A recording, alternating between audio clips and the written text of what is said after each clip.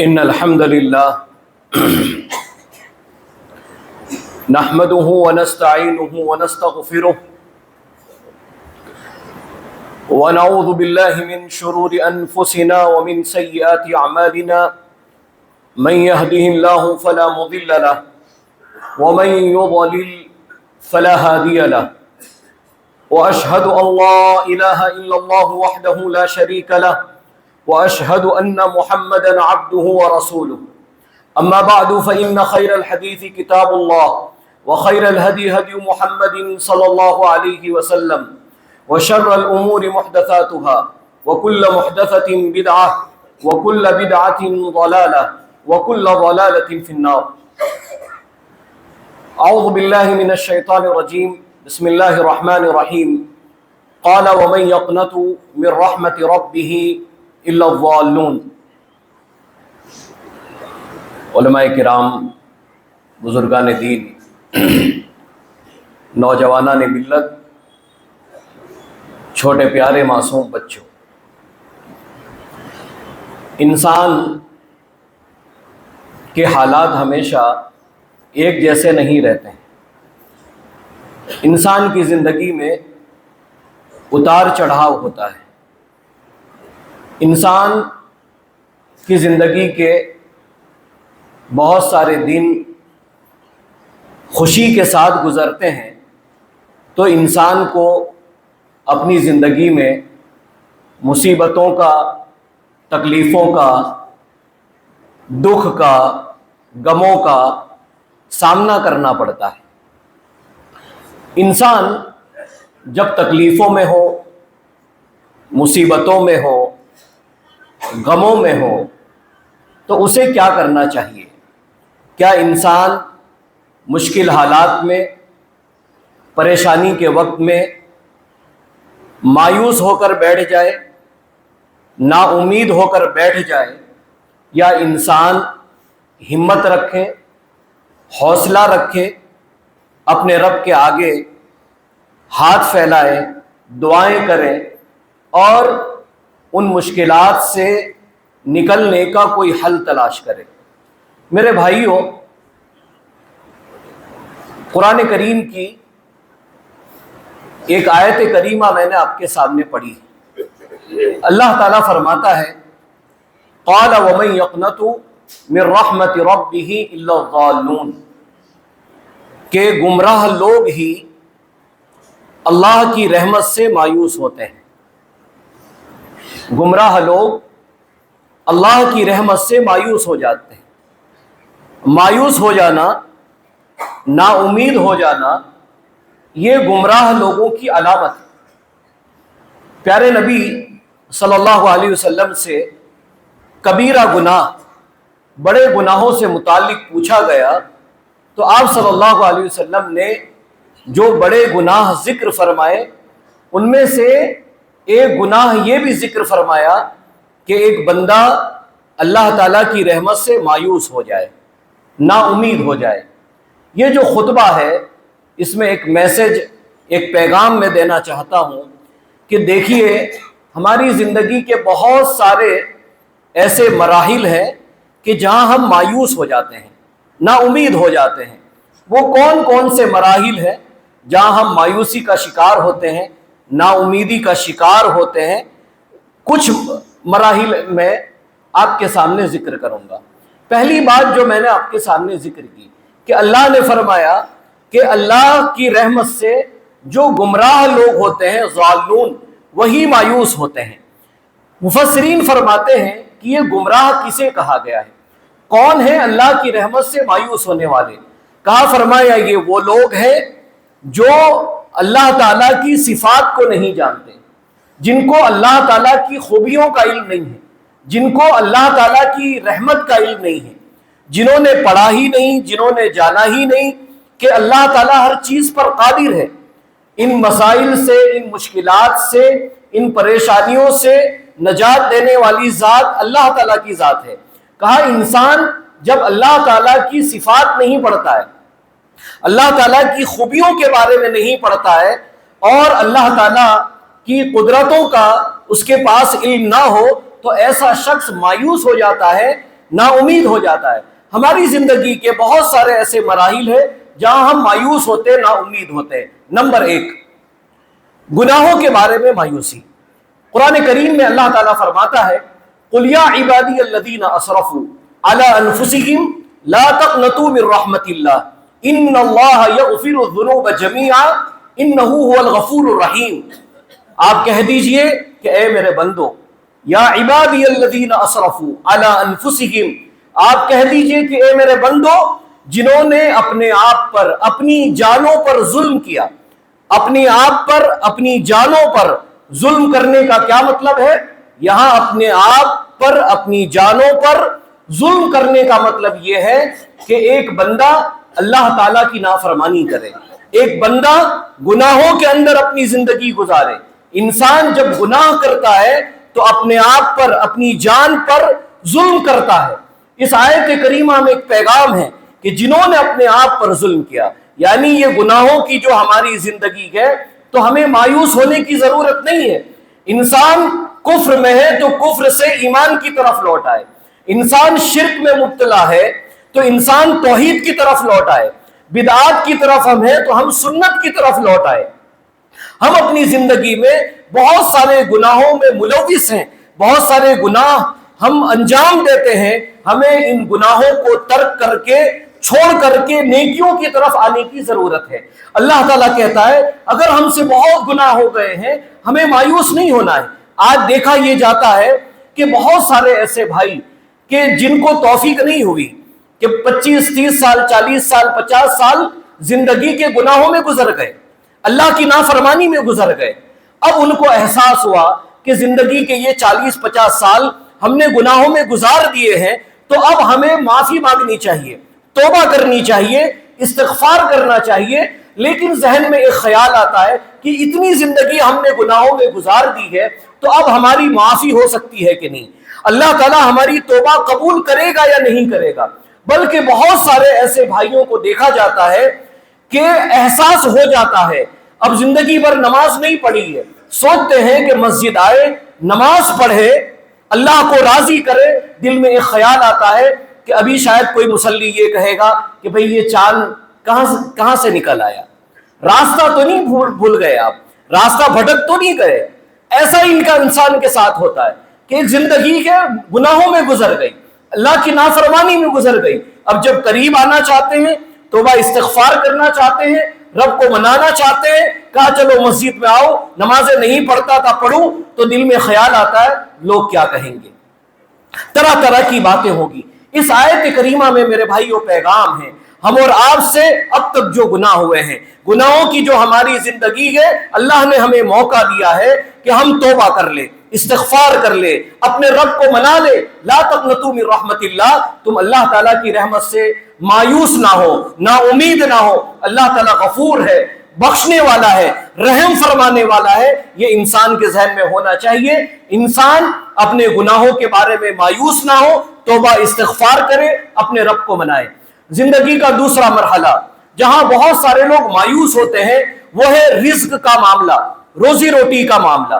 روزی روٹی اور کمائی کے سلسلے میں دیکھا جاتا ہے بہت سارے لوگ مایوسی کا شکار ہے کہ ہم اور آپ نے بہت تعلیم حاصل کر لی، بہت سارے بھائی ایسے جن کے پاس بڑی سے بڑی ڈگریاں ہیں، لیکن ابھی رزق کا کوئی انتظام نہیں ہے، رزق ہے بہت تھوڑا سا ہے، انسان پریشان گھومتا ہے، کبھی یہاں جاتا ہے کبھی وہاں جاتا ہے، کئی آفیسوں کے چکر لگاتا ہے، لیکن اس کے بعد مایوس لوٹ آتا ہے کہ نہیں ابھی تو کچھ ہوا نہیں، یہاں سے مجھے کوئی جواب نہیں آیا۔ اور اسی طریقے سے بہت سارے بھائی ایسے بھی ہیں جو خود کوئی تجارت شروع کرتے ہیں، ان کا اپنا کوئی بزنس ہے لیکن نقصان ہو رہا ہے، اس نقصان سے وہ نکل نہیں پا رہے ہیں۔ بلکہ بہت حیرت ہوتی ہے کہ انسان جب رزق کے معاملے میں مایوس ہوتا ہے، نا امید ہوتا ہے، تو اخبارات میں اور میڈیا کے ذریعے ایسی بھی خبریں آتی ہے کہ ایسے لوگ جو ہزاروں کروڑ کی پراپرٹیاں رکھنے کے باوجود بھی پتا چلا انہیں کاروبار میں 1 کروڑ کا نقصان ہو گیا، اس نے خودکشی کر لی، آتما ہتیا کر لی، سوسائڈ کر لیا۔ یعنی کہ ایک انسان ہزاروں کروڑ کا مالک ہے لیکن وہ 1 کروڑ روپے کا معمولی سی ایک رقم کا وہ اپنے لیے وہ صدمہ برداشت نہیں کر پاتا ہے۔ یعنی انسان مایوس ہو جاتا ہے، اور سننے میں آتا ہے کہ فلاں شخص نے آتم ہتیا کر لی، خودکشی کر لی۔ رزق کا معاملہ ایسے ہی ہے، بہت سارے بھائی رزق کے معاملے میں مایوس ہوتے ہیں، نا امید ہوتے ہیں۔ انہیں قرآن کریم پڑھنا چاہیے اور احادیث کو پڑھنا چاہیے۔ اللہ رب العزت فرماتا ہے وَمَا مِن دَابَّةٍ فِي الْأَرْضِ إِلَّا عَلَى اللَّهِ رِزْقُهَا۔ دوسری آیت کریمہ جہاں اللہ نے فرمایا إِنَّ رَبَّكَ يَبْسُطُ الرِّزْقَ لِمَن يَشَاءُ وَيَقْدِرُ۔ بھئی سب جتنے بھی چوپائے جاندار اس زمین کے اوپر ہے، سب کا رزق اللہ تعالیٰ کے ہاتھ میں ہے۔ اللہ تعالیٰ اپنے کسی بندے کو زیادہ رزق دیتا ہے، زیادہ برکت دیتا ہے، کسی بندے کے مال میں، کسی بندے کے رزق میں کم برکت عطا فرماتا ہے، کسی بندے کی زیادہ آزمائش ہوتی ہے اور وہ زیادہ مال کے اعتبار سے پریشان رہتا ہے۔ لیکن یہ روزی روٹی یہ اللہ تعالیٰ کے ہاتھ میں ہے، رزق کا معاملہ اللہ کے ہاتھ میں ہے۔ انسان کو مایوس نہیں ہونا چاہیے، نا امید نہیں ہونا چاہیے کہ آج میں اس خسارے میں ہوں، اس نقصان میں ہوں، میں اس سے کبھی باہر نکل نہیں پاؤں گا۔ دوسرا یہ کہ رزق کے معاملے میں ہمیشہ انسان اپنے سے نیچے کو دیکھے، اپنے سے کمتر کو دیکھے کہ اللہ نے جو ہم کو دیا ہے، اور کچھ لوگ ایسے بھی ہوں گے جن کے پاس ہمارے پاس جو ہے اس سے بھی کم ہے، اتنا بھی نہیں ہے ان کے پاس۔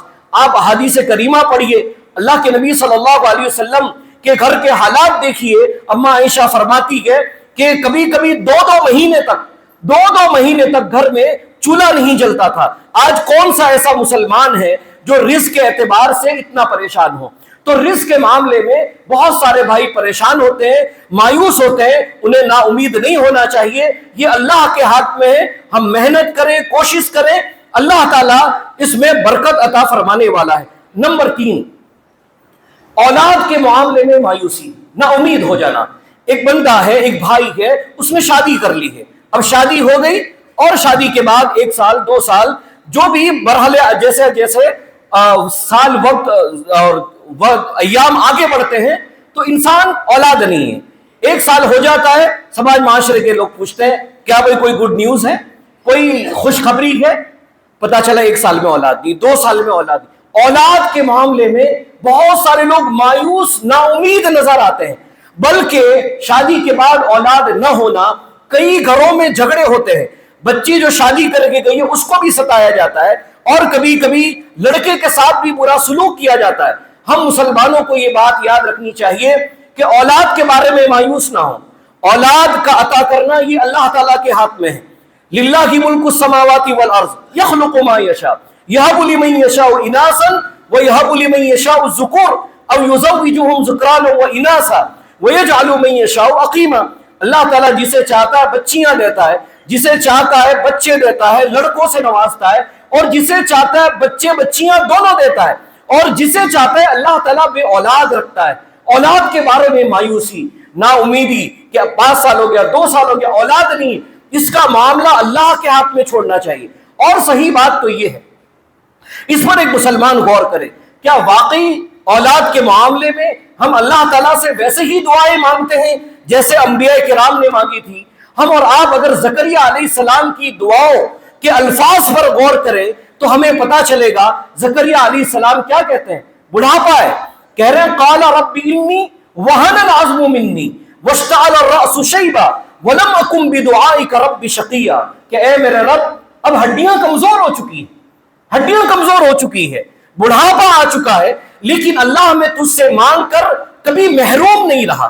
انسان بڑھاپے میں چلا گیا ہے، ہڈیاں کمزور ہو گئی ہے، لیکن اس عمر میں بھی، اس حالت میں بھی اللہ کے آگے ہاتھ پھیلایا ہوا ہے، رو رہا ہے، گڑ گڑا رہا ہے، دعائیں مانگ رہا ہے۔ آج ہماری زندگی میں دعائیں ہے ہی نہیں، بڑی سے بڑی مشکلات آ جاتی ہے، پریشانیاں آ جاتی ہے، اور ہم مسلمان یہاں بیٹھ کر یہ سوچتے ہیں کہ کسی کے آنے سے اور کسی کے جانے سے اچھے دن آ جائیں گے۔ ارے اچھے دن ہمارے اعمال سے آئیں گے، ہمارے سدھرنے سے آئیں گے، ہمیں خود اپنی اصلاح کرنی ہوگی، ہمیں خود رب کے آگے ہاتھ پھیلانا ہوگا۔ تو یہ اولاد کے سلسلے میں معاملہ ہے۔ ہم اور آپ دیکھیں اللہ تعالیٰ نے بہت سارے لوگوں کو ان کی شادی کے 30 سال 40 سال بعد بھی اولاد عطا فرمائی۔ اولاد کے بارے میں مایوس نہیں ہونا چاہیے۔ نمبر 4 میرے بھائیوں، جہاں لوگ مایوس نظر آتے ہیں وہ ہے کسی بڑی بیماری میں مبتلا ہونا۔ بڑی بیماری میں، کوئی ہمارا بھائی ہے، اسے کوئی بڑی بیماری ہو گئی ہے، کسی نے کہہ دیا ان کو کینسر ہے، کوئی بھائی ہے اس کو برین ہیمریج ہو گیا ہے، ایسے بڑی بیماریاں عام طور پر ہمارے یہاں کہا تو یہ جاتا ہے جیسے اگر باپ کو کوئی بڑی بیماری ہو گئی ہے، باپ کو کوئی بڑی بیماری ہو گئی ہے تو بچے ڈاکٹر سے کہتا ہے ڈاکٹر صاحب ابا کو بتانا مت، ابھی آپ بتا دیں گے تو یہ صدمہ برداشت نہیں کر پائیں گے، آپ کہہ دیں گے تو آدھے تو یوں ہی مر جائیں گے، وہ ان کو بتانا مت، ایسا ہوتا ہے۔ دوسرا کہ بہت سارے مریض یعنی ان کو یہ پتا چل جائے کہ ہمیں فلاں بڑی بیماری لگی ہوئی ہے، ہمیں کینسر ہو گیا ہے یا فلاں بیماری ہو گئی ہے، تو اب وہ بھی مایوس ہو جاتے ہیں۔ بلکہ جب انسان کی بیماری بہت سخت بیماری ہو تو ایسے بھی مراحل آتے ہیں کہ یا تو بیمار خود موت کی تمنا کرنے لگتا ہے کہ بس اب اللہ تعالیٰ مجھے اٹھا لے، اور کبھی کبھی ایسا ہوتا ہے کہ کوئی شخص ایسی بڑی بیماری میں گرفتار ہو گیا ہے، پتا چلا 3 سال ہو گیا، 4 سال ہو گیا، 5 سال ہو گیا، بستر پر پڑا ہوا ہے، ابھی تک اسے شفا نہیں ملی ہے، تو ان کی اولادیں آتی ہے اور آنے کے بعد مسجد کے اماموں سے ائمہ سے آ کر کے کہتے ہیں مولانا دعا کر دیجئے، دعا کر دیجئے، کیا دعا کر دیجئے؟ اللہ تعالیٰ ابا کو اٹھا لے تو اچھا ہے، اب اللہ تعالیٰ ابا کو اٹھا لے تو اچھا ہے۔ موت کی تمنا کرنا، ایک تو یہ کہ بیمار خود کتنی بھی بڑی بیماری ہو اسے خود موت کی تمنا نہیں کرنا چاہیے۔ نمبر 2 کہ جو شخص بیمار ہے اس کے رشتہ داروں کو بھی اس کے لیے موت کی تمنا نہیں کرنا چاہیے۔ صحیح بخاری کی آپ یہ حدیث دیکھیے، پیارے نبی صلی اللہ علیہ وسلم فرماتے ہیں لا یتمنین احدکم الموت لضر نزل به، کہ تم میں سے کوئی بھی تمہارے اوپر جو مصیبت، پریشانی، بیماری آئی ہوئی ہے اس کی وجہ سے موت کی تمنا نہ کرے۔ پیارے نبی نے موت کی تمنا کرنے سے منع فرمایا ہے، بلکہ دعا سکھائی کہ بھئی اگر ہم دعا کرنا چاہیں تو اس دعا کو پڑھے۔ کیا دعا سکھائی اللہ کے رسول صلی اللہ علیہ وسلم نے؟ اللہم احینی ما کانت الحیات خیرا لی وتوفنی اذا کانت الوفات خیرا لی، کہ اے اللہ جب تک میرے لیے زندگی بہتر ہے مجھے زندہ رکھ، جب تک میرے لیے زندگی بہتر ہے اللہ تو مجھے زندہ رکھ، اور جب موت میرے لیے بہتر ہو تو اللہ تعالیٰ مجھ کو اٹھا لے۔ انسان بڑی مصیبتوں میں، پریشانیوں میں، بیماریوں میں موت کی تمنا نہ کرے۔ آج دیکھا یہ جاتا ہے کہ انسان کو بتا دیا آپ کو فلاں بیماری ہے، پتا چلا اب مایوسی کی زندگی ہے، جو کام پہلے کرتا آیا تھا اس کام کو کرنا چھوڑ دیا، زندگی میں سستی آ گئی، کاہلی آ گئی، بچوں سے، رشتہ داروں سے تعلقات ختم کر لیے، ایک کمرے میں آ کر بیٹھ گیا، کوئی جاتا ہے تو کہتا ارے میرا کیا ہے، 2-3 مہینے کا مہمان ہوں، ڈاکٹر نے جواب دے دیا ہے۔ یہ ایک ایسا مرحلہ ہے، پیارے نبی نے منع فرمایا کہ بیماری کے متعلق مایوس نہیں ہونا چاہیے۔ ہم اور آپ دیکھیں کہ ایوب علیہ السلام کو کتنے عرصے کے بعد اللہ تعالیٰ نے شفا دی، تو یہ شفا دینا اللہ تعالیٰ کے ہاتھ میں ہے میرے بھائیوں۔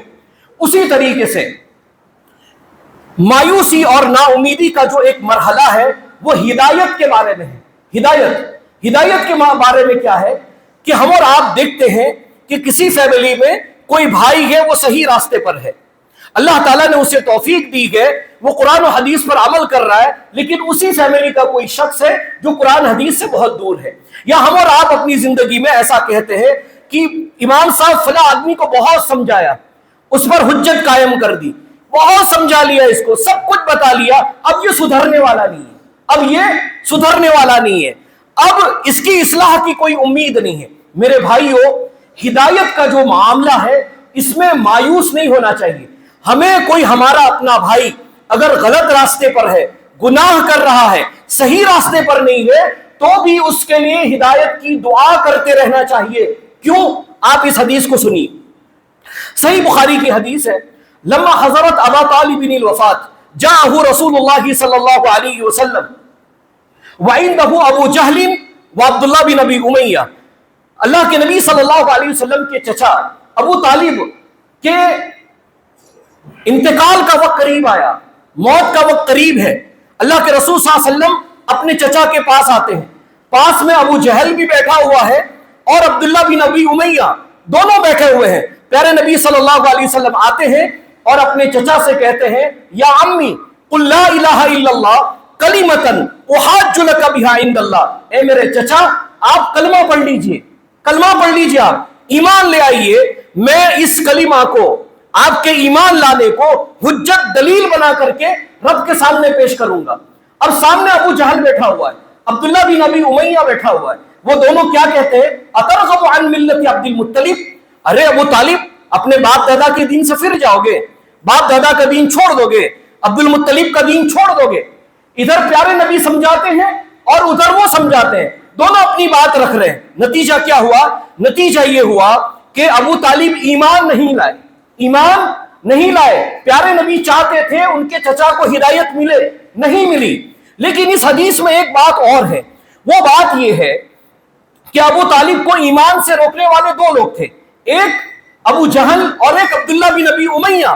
بعد میں اللہ تعالیٰ نے عبداللہ بن ابی امیہ کو ہدایت دے دی, ہدایت دے دی. کیا پتا چلا کہ جو لوگ حق سے روکتے ہیں, حق کی راہ میں آتے ہیں, جو آپ کے دشمن حق کے معاملے میں, اللہ تعالیٰ ان کو بھی ہدایت دے دیتا ہے. بلکہ حدیث کا اگر ہم مطالعہ کرتے ہیں تو پیارے نبی صلی اللہ علیہ وسلم نے 3 لوگوں کا نام لے کر بددعا فرمائی تھی, سہیل بن عمرو, حارث بن ہشام اور صفوان بن امیہ. ان تینوں نے پیارے نبی صلی اللہ علیہ وسلم کو ستایا, تکلیف دی. اللہ کے نبی صلی اللہ علیہ وسلم نے ان تینوں پر بددعا فرمائی, لیکن تاریخ آپ اٹھا کر کے دیکھیے, اللہ تعالیٰ نے ان تینوں کو بھی بعد میں ہدایت دے دی, بعد میں ہدایت دے دی. ہدایت کا معاملہ ہمارے ہاتھ میں نہیں ہے میرے بھائیوں. کون ہمارا بھائی کب سدھر جائے, اس کی کب اصلاح ہو جائے, یہ ہم اور آپ نہیں جانتے ہیں. تو یہ مایوسی اس میں نہیں ہونا چاہیے. کوئی ہمارا بھائی, کوئی ہمارا قریبی رشتہ دار اگر حق پر نہیں ہے, صحیح راستے پر نہیں ہے, ہمیں دعا کرتے رہنا چاہیے, اپنے لیے بھی ان کے لیے بھی, کہ اللہ تعالیٰ ہدایت عطا فرمائے, ہمیں ہدایت پر قائم رکھے. تو یہ مایوسی اور نا امیدی کے متعلق چند باتیں تھی جو آپ کے سامنے رکھی گئی. میرے بھائیوں, جب انسان مایوس ہوتا ہے, نا امید ہوتا ہے, تو پھر وہ سستی کا شکار ہوتا ہے, کاہلی کا شکار ہوتا ہے, اس کی زندگی کی روٹین سب چینج ہو جاتی ہے. اسے اب یہ لگتا ہے کہ میں ان حالات سے نکل نہیں پاؤں گا, ان پریشانیوں سے نکل نہیں پاؤں گا, جبکہ یہ بہت بڑا گناہ ہے. اللہ تعالیٰ نے اس سے منع فرمایا ہے. ایک طرف گمراہ کہا تو سورہ یوسف میں یہاں تک بات فرمائی گئی کہ اللہ تعالیٰ کی رحمت سے وہی لوگ مایوس ہوتے ہیں جو کافر ہوتے ہیں. یہ کافروں کی صفت ہے. ایک مسلمان, ایک مومن کبھی بھی اللہ تعالیٰ کی رحمت سے مایوس نہیں ہوتا ہے, نا امید نہیں ہوتا ہے. اللہ تعالیٰ سے دعا ہے اللہ تعالیٰ ہم تمام کو جب تک زندہ رکھے, ایمان کے ساتھ زندہ رکھے, ہمارا خاتمہ بھی ایمان کی حالت میں ہو. اقول قولی ھذا استغفر اللہ لی ولکم ولسائر المسلمین من کل ذنب واستغفروا انہ هو الغفور الرحیم.